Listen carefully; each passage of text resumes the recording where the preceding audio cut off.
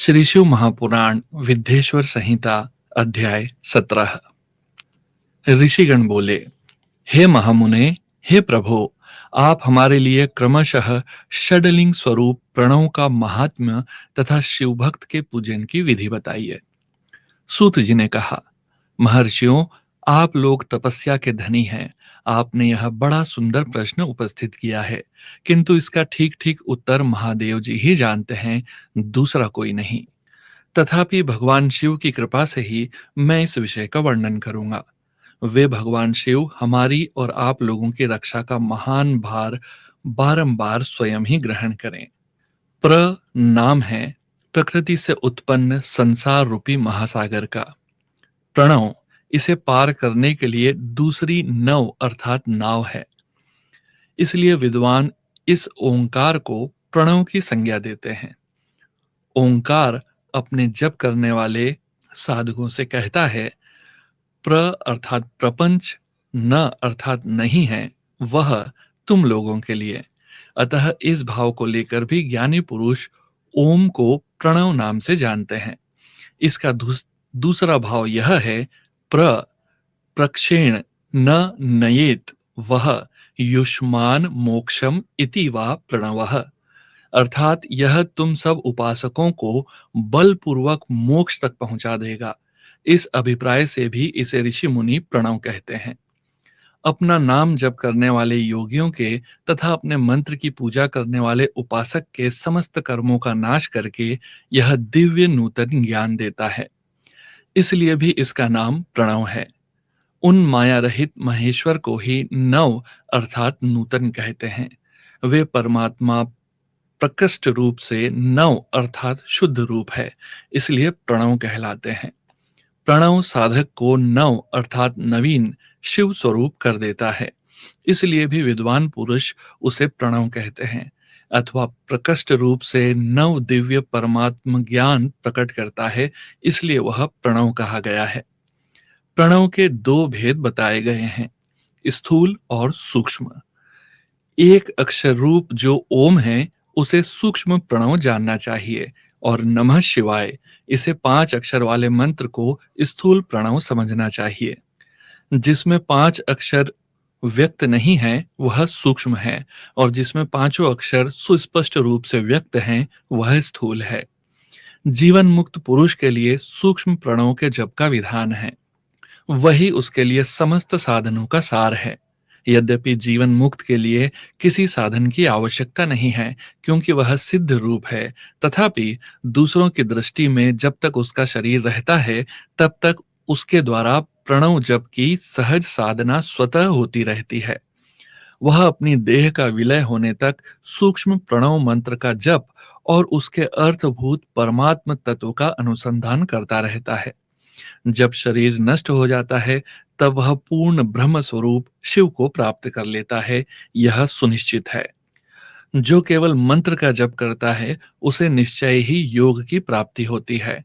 जिसने 36 करोड़ मंत्र का जप कर लिया हो, उसे अवश्य ही योग प्राप्त हो जाता है। सूक्ष्म प्रणव के भी रस और दीर्घ के भेद से दो रूप जानने चाहिए। अकार, उकार, मकार, बिंदु, नाद, शब्द, काल और कला। इनसे युक्त जो प्रणव है, उसे दीर्घ प्रणव कहते हैं। वह योगियों के ही हृदय में स्थित होता है। मकार पर्यंत जो ओम है, वह अ ओ म इन 3 तत्वों से युक्त है। इसी को ह्रस्व प्रणव कहते हैं। अ शिव है, उ शक्ति है, और मकार इन दोनों की एकता है।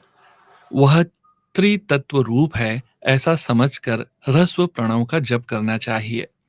जो अपने समस्त पापों का क्षय करना चाहते हैं, उनके लिए इस ह्रस्व प्रणव का जप अत्यंत आवश्यक है। पृथ्वी, जल, तेज, वायु और आकाश, ये 5 भूत तथा शब्द, स्पर्श आदि इनके 5 विषय, ये सब मिलकर 10 वस्तुएं मनुष्यों की कामना के विषय हैं। इनकी आशा मन में लेकर जो कर्मों के अनुष्ठान में संलग्न होते हैं, वे 10 प्रकार के पुरुष प्रवृत्त अथवा प्रवृत्ति मार्गी कहलाते हैं, तथा जो निष्काम भाव से शास्त्र विहित कर्मों का अनुष्ठान करते हैं, वे निवृत्त अथवा निवृत्ति मार्गी कहे गए हैं। प्रवृत्त पुरुष को ह्रस्व प्रणव का ही जप करना चाहिए और निवृत्त पुरुषों को दीर्घ प्रणव का। व्याहृदियों तथा अन्य मंत्रों के आदि में इच्छा अनुसार शब्द और कला से युक्त प्रणव का उच्चारण करना चाहिए। वेद के आदि में और दोनों संध्याओं की उपासना के समय भी ओंकार का उच्चारण करना चाहिए। प्रणव का 9 करोड़ जप करने से मनुष्य शुद्ध हो जाता है। पुनः 9 करोड़ जप करने से वह पृथ्वी तत्व पर विजय पाप प्राप्त कर लेता है। तत्पश्चात पुनः 9 करोड़ का जप करके वह जल तत्व को जीत लेता है। पुनः 9 करोड़ जप से वह अग्नि तत्व पर विजय पाता है। तदंतर फिर 9 करोड़ का जप करके वह वायु तत्व पर विजयी होता है और फिर 9 करोड़ के जप से आकाश को अपने अधिकार में कर लेता है। इसी प्रकार 9-9 करोड़ का जप करके वह क्रमशः गंध, रस, रूप, स्पर्श और शब्द पर विजय पाता है। इसके बाद फिर 9 करोड़ का जप करके अहंकार को भी जीत लेता है। हे द्विजों, मनुष्य 1000 मंत्रों के जप करने से नित्य शुद्ध होता है। इसके अनंतर अपनी सिद्धि के लिए जप किया जाता है। इस तरह 108 करोड़ प्रणव का जप करके उत्कृष्ट बोध को प्राप्त हुआ पुरुष शुद्ध योग प्राप्त कर लेता है। शुद्ध योग से युक्त होने पर वह जीवन मुक्त हो जाता है, इसमें संशय नहीं है। सदा प्रणव का जप और प्रणव रूपी शिव का ध्यान करते करते समाधि में स्थित हुआ महायोगी पुरुष साक्षात शिव ही है, इसमें संशय नहीं है। पहले अपने शरीर में प्रणव के ऋषि, छंद और देवता आदि का न्यास करके फिर जप आरंभ करना चाहिए। अकार आदि मात्रका वर्णों से युक्त प्रणव का अपने अंगों में न्यास करके मनुष्य ऋषि हो जाता है। मंत्रों के 10 विध संस्कार, मात्र का न्यास तथा षड ध्वज शोधन आदि के साथ संपूर्ण न्यास का फल उसे प्राप्त हो जाता है। प्रवृत्ति तथा प्रवृत्ति निवृत्ति से मिश्रित भाव वाले पुरुषों के लिए स्थूल प्रणव का जप ही अभिष्ट का साधक होता है। क्रिया, तप और जप के योग से शिव योगी 3 प्रकार के होते हैं। वे क्रमशः क्रिया योगी, तपो योगी और जप योगी कहलाते हैं। जो धन आदि वैभवों से पूजा सामग्री का संचय करके हाथ आदि अंगों से नमस्कार आदि क्रिया करते हुए इष्ट देव की पूजा में लगा रहता है, वह क्रिया योगी कहलाता है। पूजा में संलग्न रहकर जो परिमित भोजन करता हुआ बाह्य इंद्रियों को जीतकर वश में किए रहता है और मन को भी वश में करके पर द्रोह आदि से दूर रहता है, वह तपोयोगी कहलाता है। इन सभी सद्गुणों से युक्त होकर जो सदा शुद्ध भाव से रहता तथा समस्त काम आदि दोषों से रहित हो शांत चित्त से निरंतर जप किया करता है, उसे महात्मा पुरुष जप योगी मानते हैं। जो मनुष्य 16 प्रकार के उपचारों से शिव योगी महात्माओं की पूजा करता है, वह शुद्ध होकर सालोक्य आदि के क्रम से उत्तरोत्तर उत्कृष्ट मुक्ति को प्राप्त कर लेता है। हे द्विजों, अब मैं जप योग का वर्णन करता हूं। आप सब लोग ध्यान देकर सुने। तपस्या करने वाले के लिए जप का उपदेश किया गया है, क्योंकि वह जप करते करते अपने आप को सर्वथा शुद्ध अर्थात निष्पाप कर लेता है। हे ब्राह्मणों, पहले नमः पद हो, उसके बाद चतुर्थी विभक्ति में शिव शब्द हो, तो पंच तत्वात्मक नमः शिवाय मंत्र होता है। इसे शिव पंचाक्षर कहते हैं। यह स्थूल प्रणव रूप है। इस पंचाक्षर के जप से ही मनुष्य संपूर्ण सिद्धियों को प्राप्त कर लेता है। पंचाक्षर मंत्र के आदि में ओंकार लगाकर ही सदा उसका जप करना चाहिए। हे द्विजों, गुरु के मुख से पंचाक्षर मंत्र का उपदेश पाकर जहां सुखपूर्वक निवास किया जा सके, ऐसी उत्तम भूमि पर महीने के पूर्व पक्ष अर्थात शुक्ल पक्ष में प्रतिपदा से आरंभ करके कृष्ण पक्ष की चतुर्दशी तक निरंतर जप करता रहे। माघ और भादो के महीने अपना विशिष्ट महत्व रखते हैं। यह समय सब समयों से उत्तमोत्तम माना गया है। साधक को चाहिए कि वह प्रतिदिन एक बार परिमित भोजन करे, मौन रहे, इंद्रियों को वश में रखे, अपने स्वामी एवं माता पिता की नित्य सेवा करे। इस नियम से रहकर जप करने वाला पुरुष 1000 जप से ही शुद्ध हो जाता है, अन्यथा वह ऋषि ऋणी होता है। भगवान शिव का निरंतर चिंतन करते हुए पंचाक्षर मंत्र का 5 लाख जप करें। जप काल में इस प्रकार ध्यान करें, कल्याणदाता भगवान शिव कमल के आसन पर विराजमान है। उनका मस्तक श्री गंगा जी तथा चंद्रमा की कला से सुशोभित है। उनकी बाईं जांघ पर आदि शक्ति भगवती उमा बैठी है। वहां खड़े हुए बड़े बड़े गण भगवान शिव की शोभा बढ़ा रहे हैं। महादेव जी अपने 4 हाथों में मृग मुद्रा, टंक तथा वर एवं अभय की मुद्राएं धारण किए हुए हैं। इस प्रकार सदा सब पर अनुग्रह करने वाले भगवान सदाशिव का बार बार स्मरण करते हुए हृदय अथवा सूर्य मंडल में पहले उनकी मानसिक पूजा करके फिर पूर्वाभिमुख हो पूर्वोक्त पंचाक्षरी विद्या का जप करें। उन दिनों साधक सदा शुद्ध कर्म ही करे। जबकि समाप्ति के दिन कृष्ण पक्ष की चतुर्दशी को प्रातःकाल नित्य कर्म संपन्न करके शुद्ध एवं सुंदर स्थान में शौच, संतोष आदि नियमों से युक्त होकर शुद्ध हृदय से पंचाक्षर मंत्र का 12,000 जप करे। तत्पश्चात सपत्नीक 5 ब्राह्मणों का जो श्रेष्ठ एवं शिवभक्त हो वरण करें। इनके अतिरिक्त एक श्रेष्ठ आचार्य का भी वर्ण करें और उसे सांब सदाशिव का स्वरूप समझें।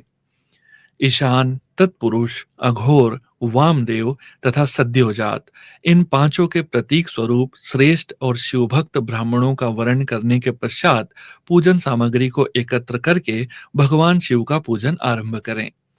विधि पूर्वक शिव की पूजा संपन्न करके होम आरंभ करें।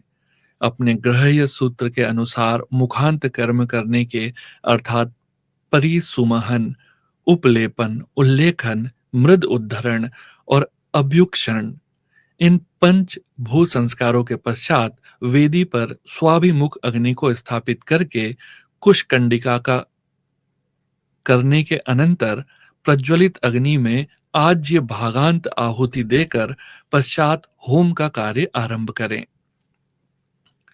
कपिला गाय के घी से 11, 100 अथवा 1001 आहुतियां स्वयं ही दें अथवा विद्वान पुरुष शिव भक्त ब्राह्मणों से 108 आहुतियां दिलवाएं।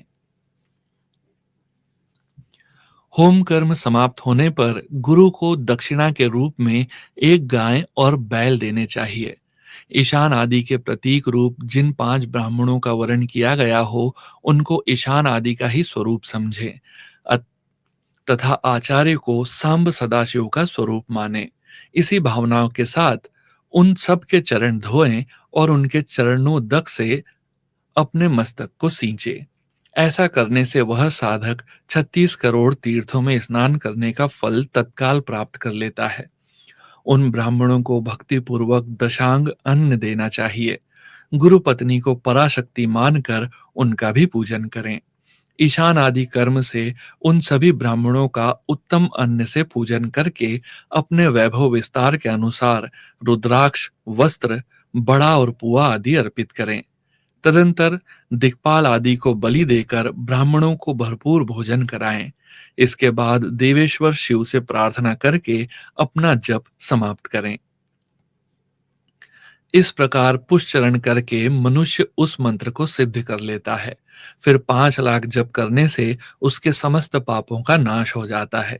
तदंतर पुनः 5 लाख जप करने पर मनुष्य अतल से लेकर सत्यलोक तक के लोगों का ऐश्वर्य प्राप्त कर लेता है। यदि अनुष्ठान पूर्ण होने के पहले बीच में ही साधक की मृत्यु हो जाए तो वह परलोक में उत्तम भोग भोगने के पश्चात पुनः पृथ्वी पर जन्म लेकर पंचाक्षर मंत्र के जप का अनुष्ठान करता है। समस्त लोगों का ऐश्वर्य पाने के पश्चात मंत्र को सिद्ध करने वाला वह पुरुष यदि पुनः 5 लाख जप करे तो उसे ब्रह्मा जी का सामीप्य प्राप्त होता है।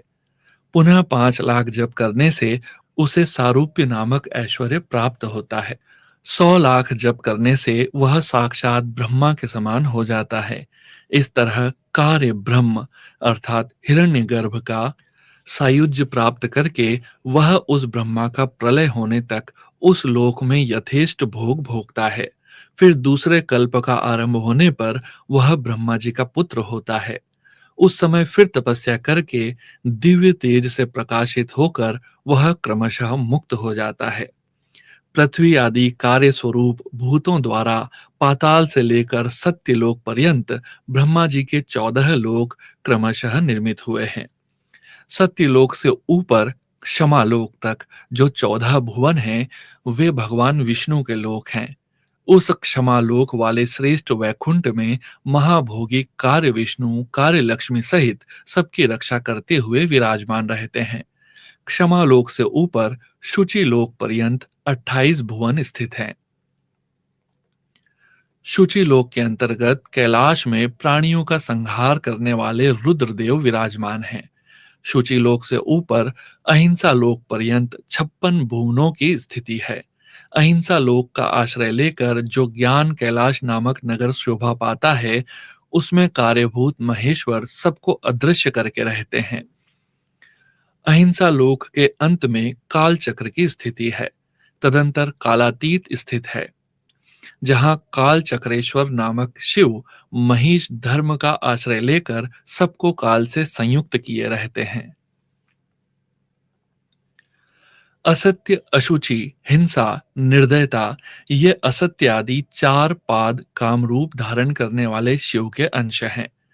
नास्तिकता युक्त लक्ष्मी, दुसंग, वेद बाह्य शब्द, क्रोध का संग, कृष्ण वर्ण, ये महामहिष के रूप वाले हैं। यहाँ तक महेश्वर के विराट स्वरूप का वर्णन किया गया। वहीं तक लोकों का तिरोधान अथवा लय होता है। उससे नीचे कर्मों का भोग है और उससे ऊपर ज्ञान का भोग। उसके नीचे कर्म माया है और उसके ऊपर ज्ञान माया। अब मैं कर्म माया और ज्ञान माया का तात्पर्य बता रहा हूँ। माँ का अर्थ है लक्ष्मी। उससे कर्म भोग यात अर्थात प्राप्त होता है। इसलिए वह माया अथवा कर्म माया इसलिए वह माया अथवा कर्म माया कहलाती है। इसी तरह माँ अर्थात लक्ष्मी से ज्ञान योग यात अर्थात प्राप्त होता है। इसलिए उसे माया या ज्ञान माया कहा गया है। उपर्युक्त सीमा से नीचे नश्वर भोग है और ऊपर नित्य भोग। उससे नीचे ही तिरोधान अथवा लय है, ऊपर तिरोधान नहीं है। वहां से नीचे ही कर्ममय पाशों द्वारा बंधन होता है, ऊपर बंधन का सदा अभाव है। उससे नीचे ही जीव सकाम कर्मों का अनुसरण करते हुए विभिन्न लोकों और योनियों में चक्कर काटते हैं। उससे ऊपर के लोकों में निष्काम कर्म का ही भोग बताया गया है। बिंदु पूजा में तत्पर रहने वाले उपासक वहां से नीचे के लोक में ही घूमते हैं। उसके ऊपर तो निष्काम भाव से शिवलिंग की पूजा करने वाले उपासक ही जाते हैं। उसके नीचे शिव के अतिरिक्त अन्य देवताओं की पूजा करने वाले घूमते रहते हैं। जो एकमात्र शिव की ही उपासना में तत्पर हैं, वे उससे ऊपर लोक में जाते हैं। वहां से नीचे जीव कोटि है और ऊपर ईश्वर कोटि। नीचे संसारी जीव रहते हैं और ऊपर मुक्त लोग। प्राकृत द्रव्यों से पूजा करने वाले उसके नीचे रहते हैं और पौरुष द्रव्यों से पूजा करने वाले उससे ऊपर जाते हैं। उसके नीचे शक्ति लिंग है और उसके ऊपर शिवलिंग। उसके नीचे सगुण लिंग है और उसके ऊपर निर्गुण लिंग।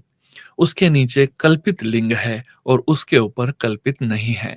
उसके नीचे आदि भौतिक लिंग और उसके ऊपर आध्यात्मिक लिंग है। उसके नीचे 112 शक्ति लोक हैं।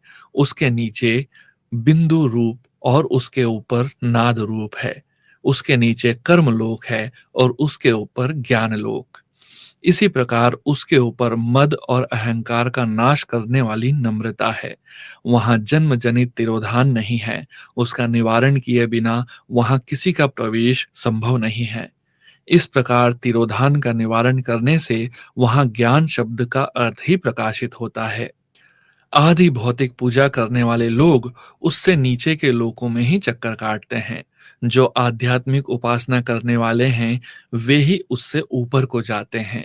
इस प्रकार वहां तक महालोक रूपी आत्मलिंग में विभाग को जानना चाहिए और प्राकृत आदि अर्थात प्रकृति, महत, अहंकार, पंचतंत्र मात्राएं, 8 बंधुओं को भी 8 बंधकों को भी जाने।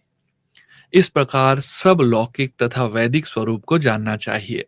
जो सत्य, अहिंसा आदि धर्मों से युक्त होकर भगवान शिव के पूजन में तत्पर रहते हैं, वे अधर्म रूप भैंसे पर आरूढ़ काल चक्र को पार कर जाते हैं। काल चक्रेश्वर की सीमा तक जो विराट महेश्वर लोक बताया गया है, उससे ऊपर वृषभ के आकार में धर्म की स्थिति है। वह ब्रह्मचर्य का मूर्ति रूप है। वह ब्रह्मचर्य का मूर्तिमान रूप है। उसके सत्य, शौच, अहिंसा और दया ये 4 पाद हैं। वह शिवलोक के आगे स्थित है। क्षमा उसके सिंह हैं, शम कान हैं, वे वेद ध्वनि रूपी शब्द से विभूषित है। आस्तिकता उसके दोनों नेत्र हैं। निश्वास ही उसकी श्रेष्ठ बुद्धि एवं मन है। क्रिया आदि धर्म रूपी जो वृषभ है, वे कारण आदि में सर्वदा स्थित है, ऐसा जानना चाहिए। उस क्रिया रूप वृषभाकार धर्म पर कालातीत शिव आरूढ़ होते हैं। ब्रह्मा, विष्णु और महेश्वर की जो अपनी अपनी आयु है, उसी को दिन कहते हैं। जहां धर्म रूपी वृषभ की स्थिति है, उससे ऊपर न दिन है न रात्रि, और वहां जन्म मरण आदि भी नहीं है। फिर कारण स्वरूप ब्रह्म के भी कारण सत्यलोक पर्यंत 14 लोक स्थित हैं, जो 5 भौतिक गंध आदि से परे हैं। उनकी सनातन स्थिति है। सूक्ष्म गंध ही उनका स्वरूप है। इसके ऊपर कारण रूप विष्णु के 14 लोक स्थित हैं। उनके भी ऊपर फिर कारण रूपी रुद्र के 28 लोकों की स्थिति मानी गई है। फिर उनसे भी ऊपर कारणेश शिव के 56 लोक विद्यमान हैं। तदंतर शिव सम्मत ब्रह्मचर्य लोक है, और वहीं 5 अवरणों से युक्त ज्ञानमय कैलाश है। वहां पर 5 मंडलों, 5 ब्रह्म कलाओं और आदि शक्ति से संयुक्त आदि लिंग प्रतिष्ठित है। उसे परमात्मा शिव का शिवालय कहा गया है। वहीं पराशक्ति से युक्त परमेश्वर शिव निवास करते हैं। वे सृष्टि, पालन, संहार, तिरोभाव और अनुग्रह, इन 5 कृत्यों में प्रवीण हैं। उनका श्री विग्रह सच्चिदानंद स्वरूप है। वे सदा ध्यान रूपी धर्म में ही स्थित रहते हैं और सदा सब पर अनुग्रह किया करते हैं। वे स्वात्मा राम हैं और समाधि रूपी आसन पर आसीन हो सुशोभित होते हैं।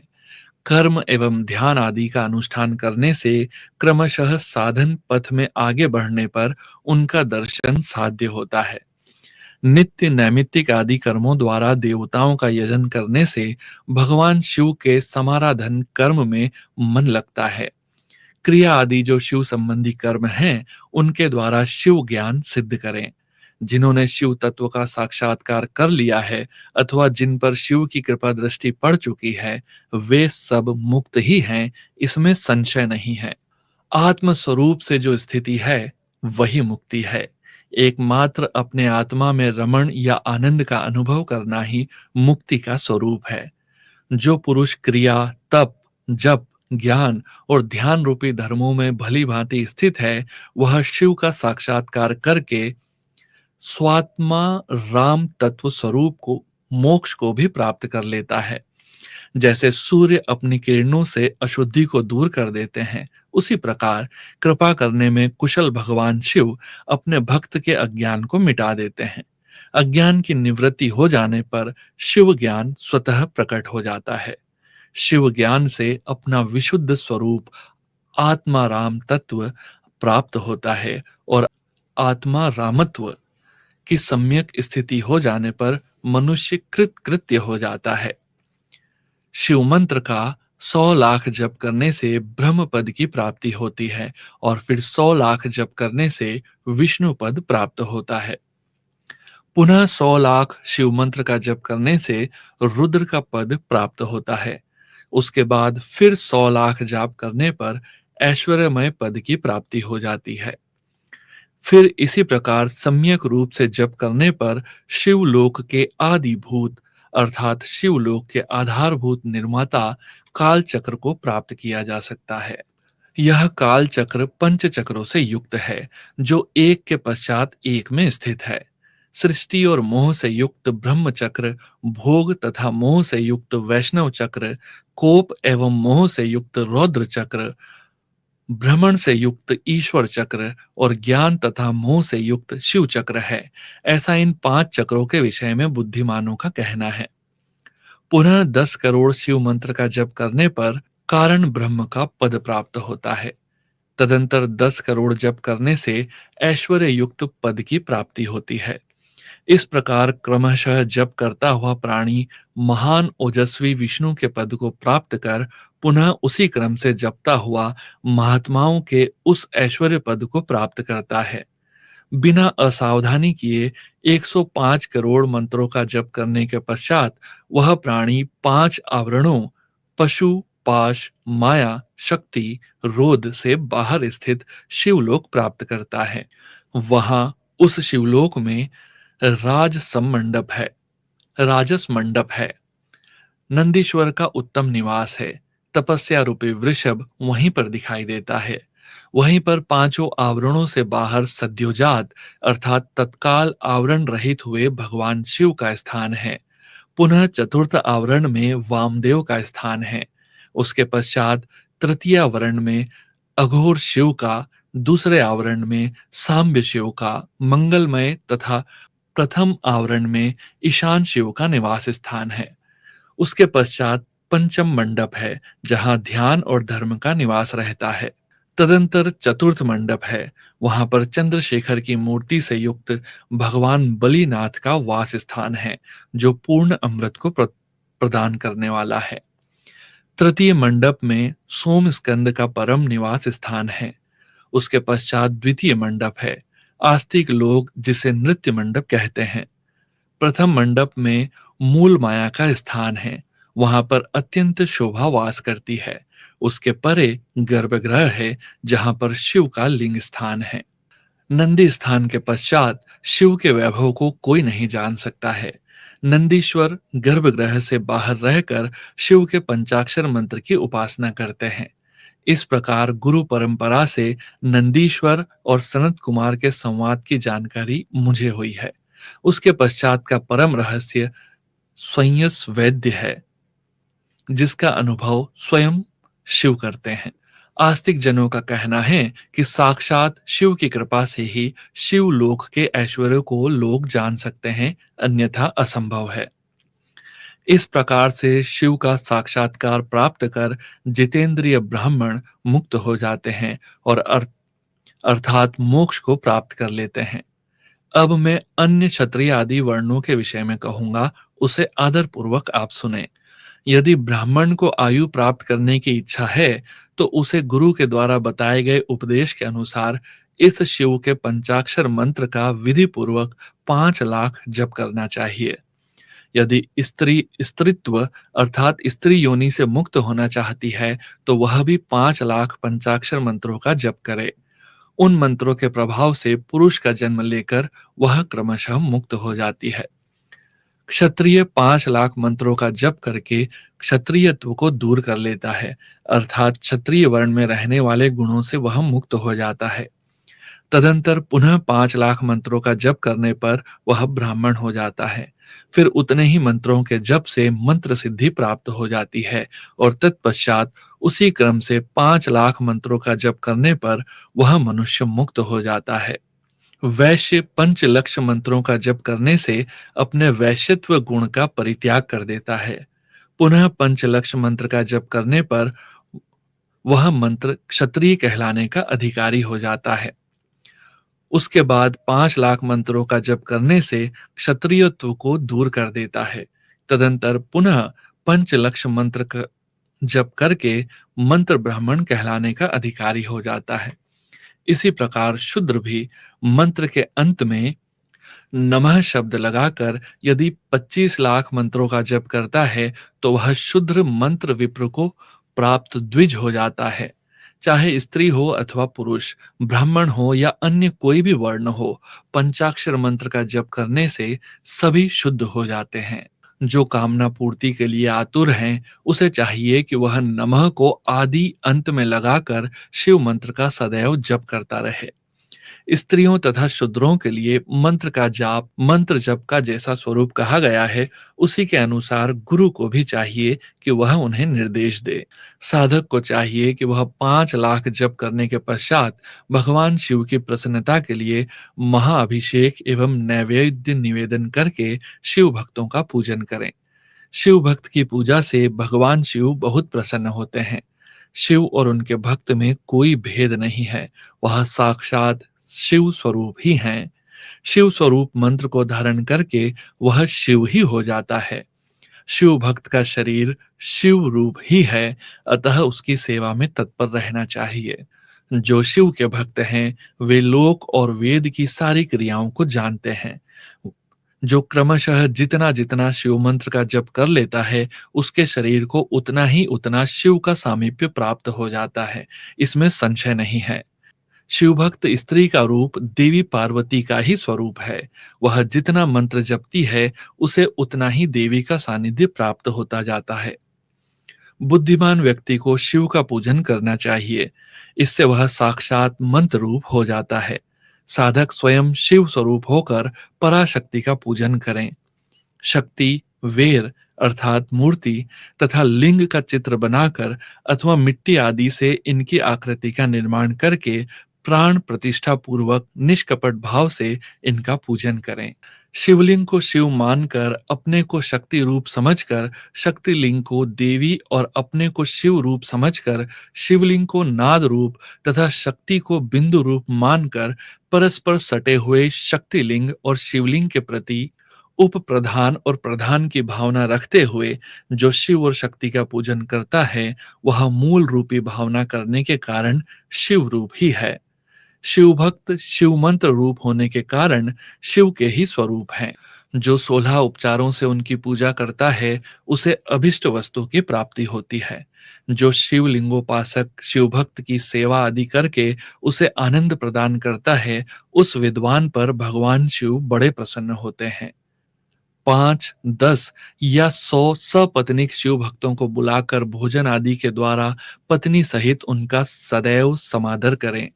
धन में, देह में और मंत्र में शिव भावना रखते हुए उन्हें शिव और शक्ति का स्वरूप जानकर निष्कपट भाव से उनकी पूजा करें।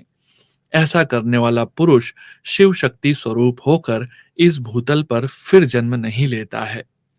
शिव भक्त की नाभि के नीचे का भाग ब्रह्म भाग तथा नाभि से ऊपर कंठ पर्यंत तक का भाग विष्णु भाग और मुख शिवलिंग स्वरूप कहा गया है। मृत्यु के पश्चात जिनका दाह आदि संस्कार हुआ हो अथवा जो दाह आदि संस्कार से रहित हो, उन पितरों के उद्देश्य से शिव को ही आदि पितर मानकर उनकी पूजा करनी चाहिए।